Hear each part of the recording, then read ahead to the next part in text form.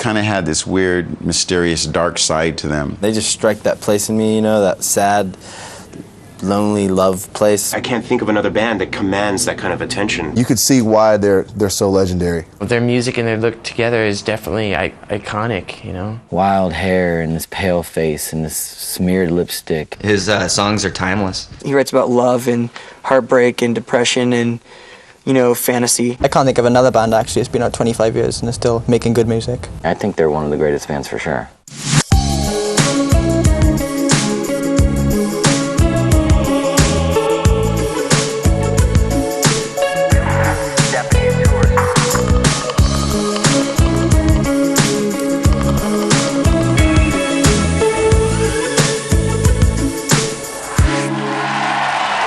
Ladies and gentlemen, please welcome our MTV icons, The Cure!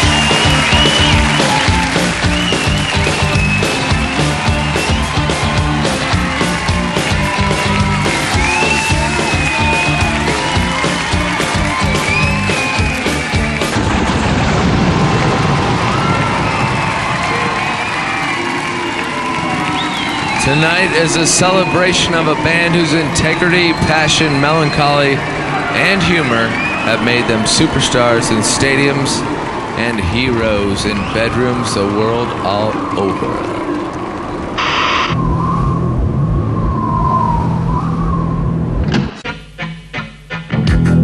Once upon a time, in a mysterious and distant suburb, there lived a naughty little boy called Robert. Robert dreamed of being a musician, and he chased that dream on stage as soon as he could. The very first time I ever went on stage was actually with a band called the Crawley Goat Band, who played the kind of weird sort of jug band music. I was about 10. But they'd run out of goats in Crawley, so Robert formed his first band with his classmates. Looking back on it now, their first gig at school was a total success. They were just awful, and people just walked off. The band was called Malice, and that was our only show. And I got thrown out of school because of it. Starting new bands out of school, Robert soon learnt it's not what you play, but who with and why. I'd love to say it's because my overwhelming talent on bass that Robert picked me. No, Robert and I were mates, and that was it. Their early existential hits made them a band apart, and they knew that they were unique. I once read that you were called the Pink Floyd of the 80s. What do you think of that? We're not at all. They're the Cure of the 80s. I really did think it was us against the world and everything. And it was a battle that Simon and Robert fought in the dark. We went through a progression where we did kind of get heavier and heavier and darker, which I think generates this whole notion of us being this kind of like dark, gloomy band. But then into all that darkness came a light, and the songs just got happier. I think he couldn't continue going down the dark road. The dark road had a dark ending, and it would have done him in if he'd carried on with it. I wanted us to do kind of 3-minute pop songs. And everyone liked these 3 minutes. They're the ones that the kids like and the grandparents. And you don't have to try to like them, they're infectious tunes. Millions of people loved those infectious tunes, and quite a few people joined and left the band over the years until we have this, the ultimate cure. I started working for the band as a guitar roadie. I answered an advert in the paper. And he phoned the wrong number. When they finished the Kiss Me album, they asked me to join for the tour. After about a week, Robert asked me to stay. He's regretted it ever since. I think this lineup of the band is the best lineup that we've ever had. It's like a dream come true. And this dream continues, because The Cure are famous all over the world, filling the airwaves with their music, the charts with their albums, and stadiums with their fans. Their shows are amazing, and they're very long. They get very intense and epic and build up, and it's a big emotional development. And so after 26 years of making magical music and dreaming, these 5 imaginary boys were praised throughout the land and made MTV icons. And now, your host, the original Antichrist superstar, Mr. Marilyn Manson. There's no other bands still making music that means so much to me. The Cure showed me that there was more to life than metal. They managed to be darker and heavier than what I already knew, but with something extra. Romance for the ladies, but still heavy and clever too. Here's Blink 182 with A Letter to Elise.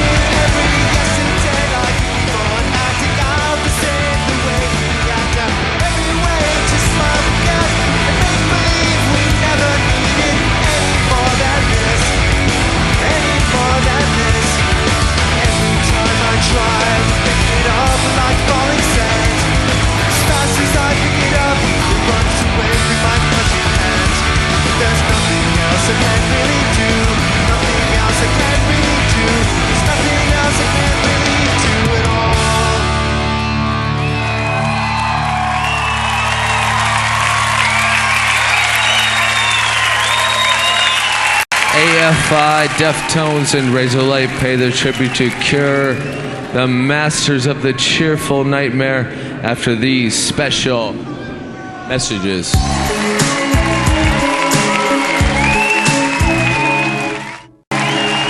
Welcome back to MTV Icon for the Cure.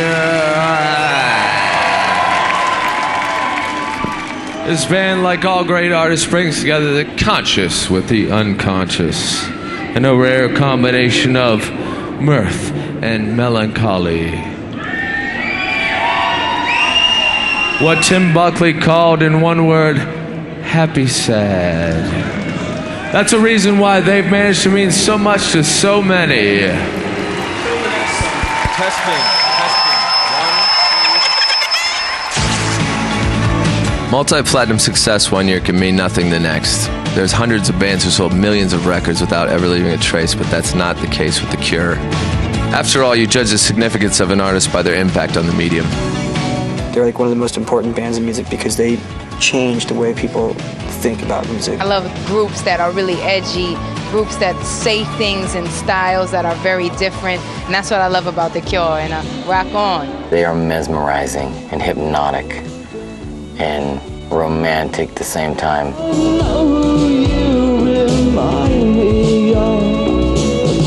I think there was something beautifully romantic in all of Robert Smith's misery that I related to. It feels good sometimes to wallow in your own grief and depression and despair, and The Cure are the perfect band to do that. I love The Cure. The Cure have always been around my life. I used to even have dreams about The Cure when I was a kid. I would say I'm sorry if I thought that it would change your mind. I think we're about 15 years old. I mean, we did a cover of Boys Don't Cry. Yeah, hugely influenced by them. Well, mainly because of their music, but also Robert Smith's image. I went, I want to be like you. We've always been flattered by other artists name-checking The Cure. The music on Californication was, a lot of it was very influenced by The Cure, and no critics ever picked up on that. The Cure has definitely been a part of our music. The Cure, only one of the greatest bands ever. Amazing.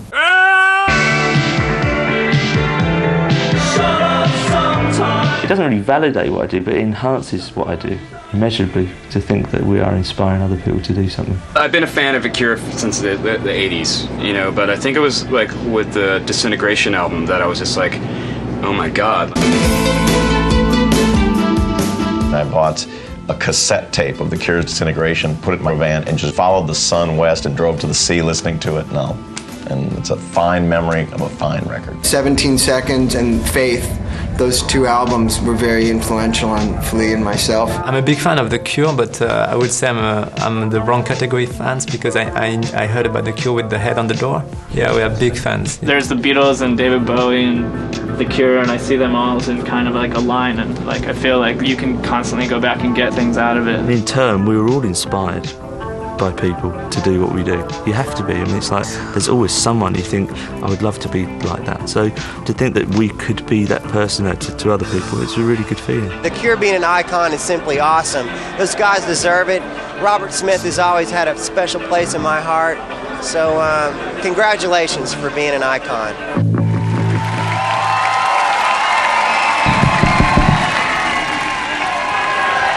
Robert Smith once said, when I was young, I always dreamed of having a group that was adored by few and ignored by the rest of the world.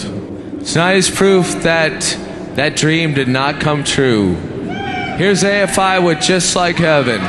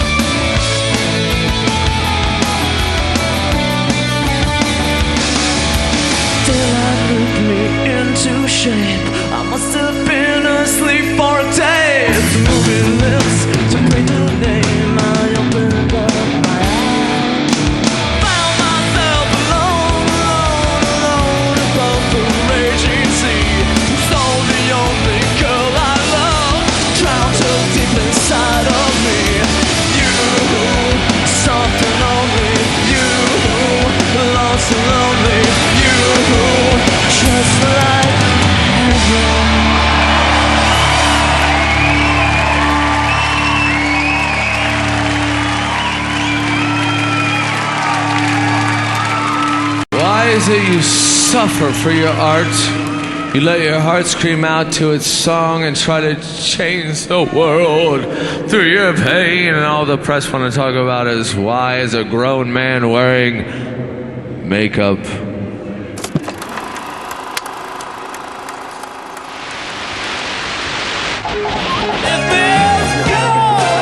Really important things about The Cure is that Robert Smith has a very readily identifiable image. The hair, like Edward Scissorhands, the makeup. They kind of look like, you know, vagabondish, ragamuffin-y sort of rejects from the Haunted Mansion ride in Disneyland. They created their own genre, and people like to call it goth. Robert, of course, hates that tag. The Cure have long been the pop band that it's all right for goths to like. Oh, goth. We love the goths. Goth as a scene has evolved and adapted since its birth in the early 80s, and several of those evolutions have The Cure's fingerprints all over them. Certainly Robert Smith's look, for example. I'm going to show you how to transform your face into the very beautiful Robert Smith. First important step to this look, pale powder.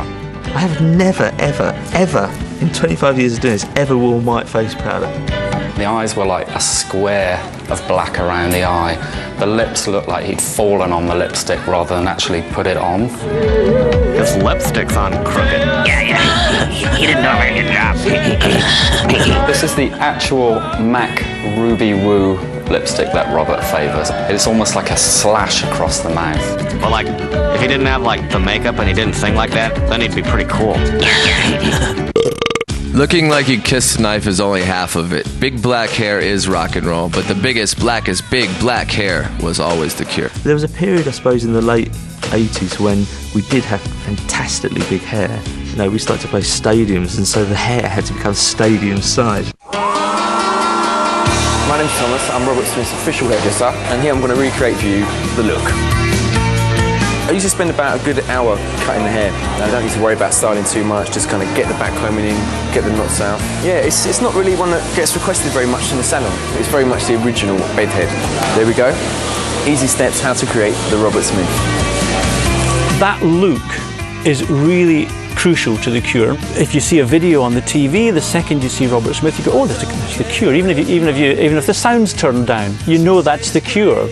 Still, there's no shortage of rough-looking bands with big hair and bad makeup. Think of Duran Duran back in the day, or Duran Duran right now. What made The Cure stand out was their fearless sense of humor, brought out on screen by this band. When I came along, their music was kind of really quite sort of dirgy. No, I'm going to take loads of drugs and drop into this hole and disappear. And then suddenly, I came along when they'd done Let's Go to Bed, and there was a whole change of mood. It's really strange, actually, because most of the general media around the world became aware of The Cure through stupid pop videos, you know, and yet I was still doing interviews then about so you are very dark, you know, and I was thinking, like, I've just been sitting with like kittens on my lap in a polka dot shirt. But of course, the reason the videos work is because the songs are so damn good. Without the songs, none of the rest of it would matter. It wouldn't matter what I said or what I looked like or anything, because people wouldn't be bothered, because there'd be nothing to be bothered about.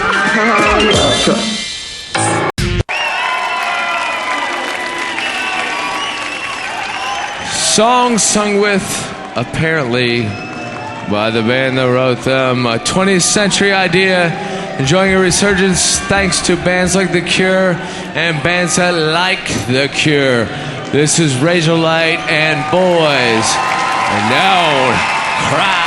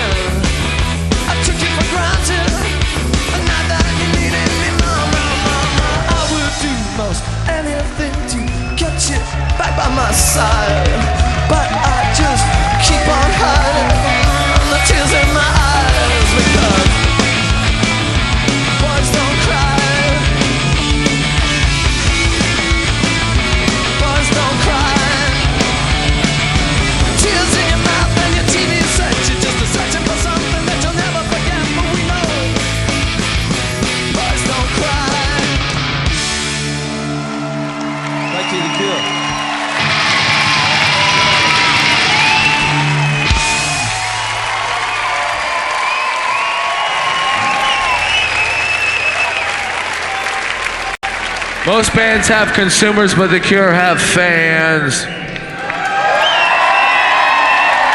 It starts with the first catchy tune and a cute lyric, then you like the band, then you buy all the records, and then it's a lifestyle. A burning love, then an obsession. Obsession.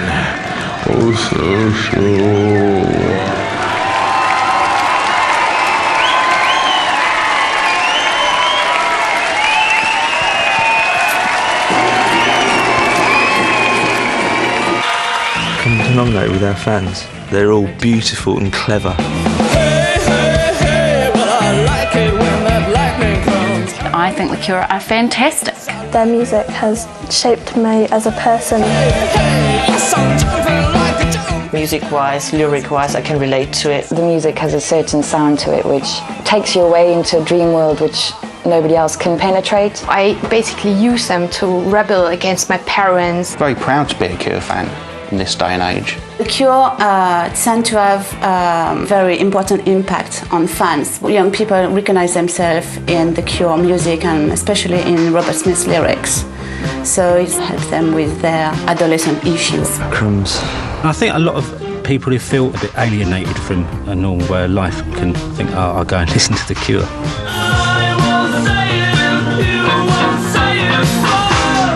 Anyone that calls themselves a Cure fan is generally very passionate. Also maybe at times obsessed. I don't think many Cure fans were good at games either. There's something about what we do that transcends the music. It's like the way we do it and what we mean to people, and it's like that draws people together, and so they feel there's something more than just like, you know, watching a band play.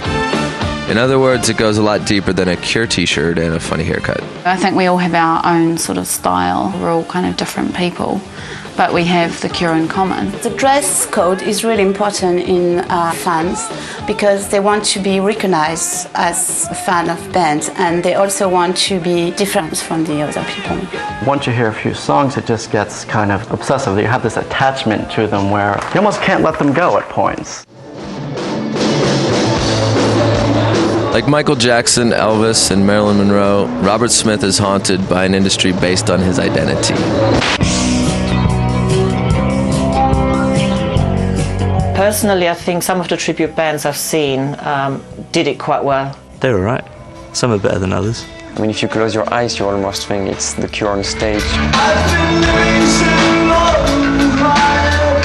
There's an Australian Cure cover band, and the singer came up to me and said, "We sound more like you than you do."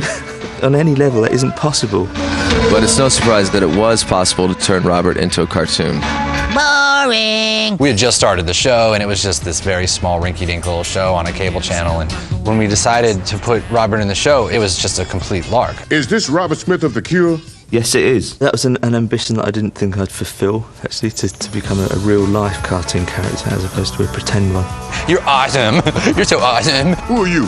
Dude! Robert Smith of The Cure! It was probably the coolest thing I've ever done. Robert Smith kicks ass! He kicks ass in so many obvious ways, but I think he actually could kick some ass. There's no higher compliment, actually, than getting into something like Simpsons or South Park, because it's kind of culturally more significant than anything else you can ever do, I think. Goodbye, Robert Smith! Thank you for your help! Visit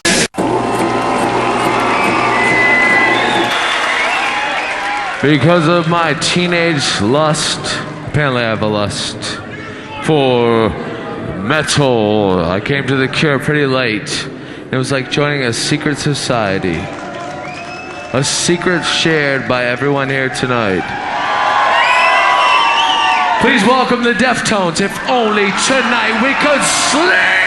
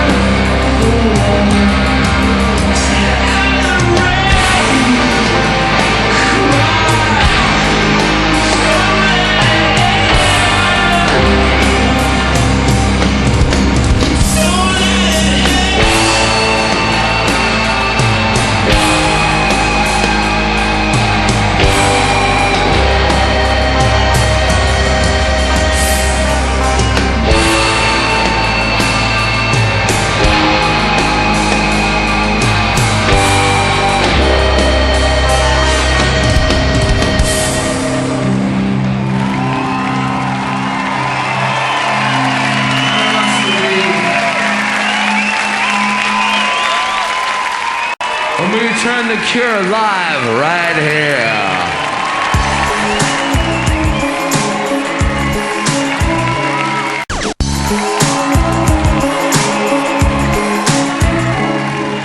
For every person you see in the audience tonight, there was another 1,000 who would have loved to have been here.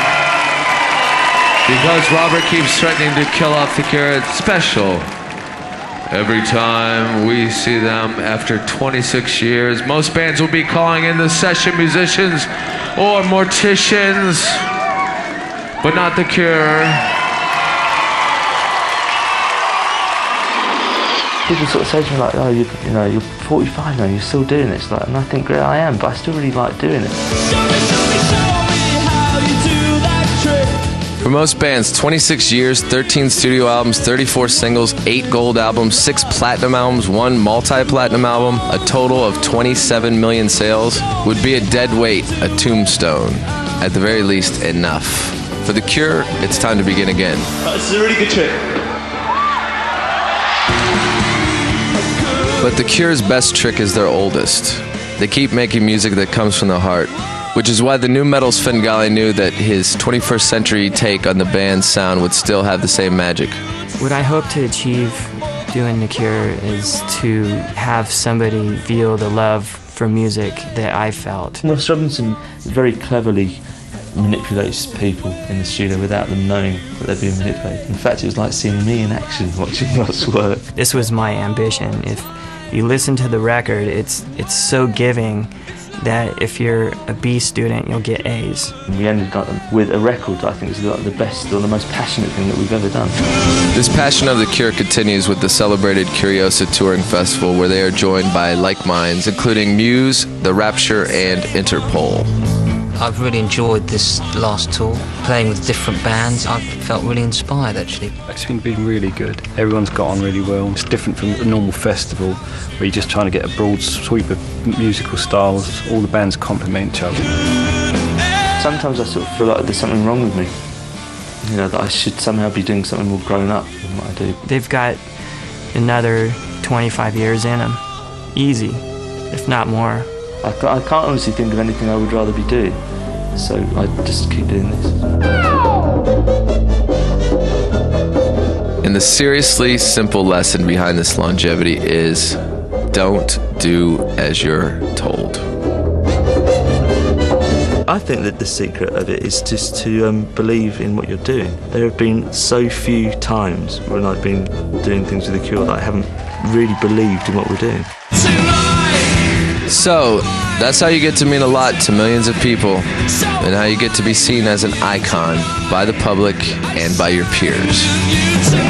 I think it is fair to say that The Cure are icons. First day I've heard The Cure, I fell in love with them. If it's iconic that lots of people walk the streets looking like you. The reason I started wearing eyeliner and painting my fingernails black was because of The Cure.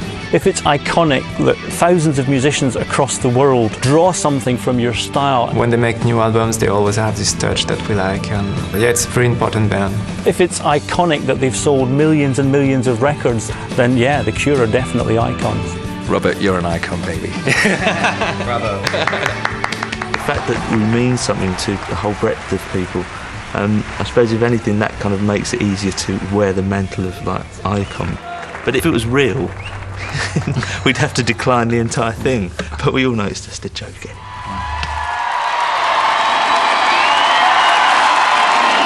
Let the dark in your hearts and the light in your soul welcome The Cure on stage now!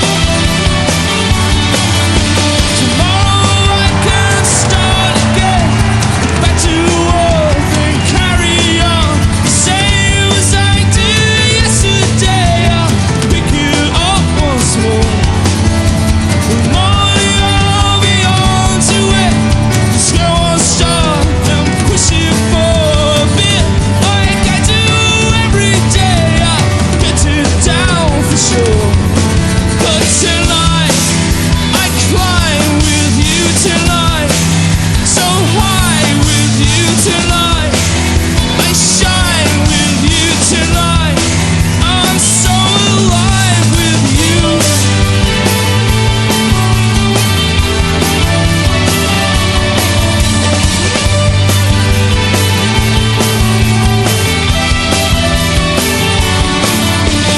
Morning, I'll be there to wear the superstar.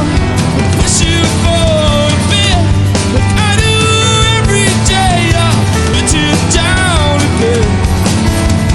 Morning, I'll be there in time. But when I move, I'll make you for a while, like I do every day. I'll get you down again. But tonight, I climb with you tonight. So high with you tonight. I shine with you tonight. I'm so alive with you. It's always here and never there. With you, it's always here and never where. With you, it's always here and always how. With you, it's always here and always now. But tomorrow I can start again, back to work, carry on the same as I do every day. I'll get you down for sure. Morning, I'll be on to it. Show won't start and fit up or it push, like I do every day. I'll make you out sure. But tonight, I climb with you tonight. So high with you tonight. I shine with you tonight.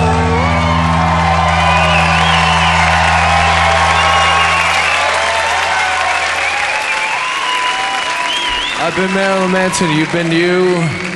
Let's show our appreciation for The Cure, MTV icons.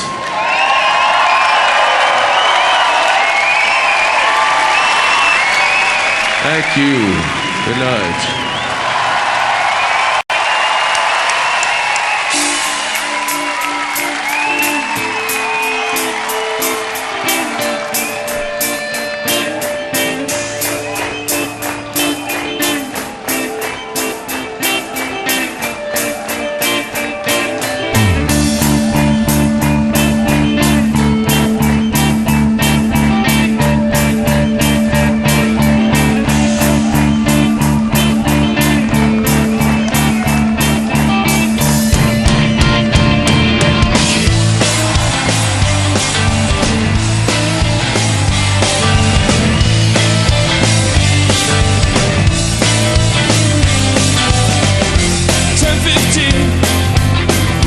Saturday night, and a tap drips onto the strip light, and I'm sitting in the kitchen sink, and the tap drips, drip, drip, drip, drip, drip, drip, drip, drip, drip, drip, drip, drip, drip.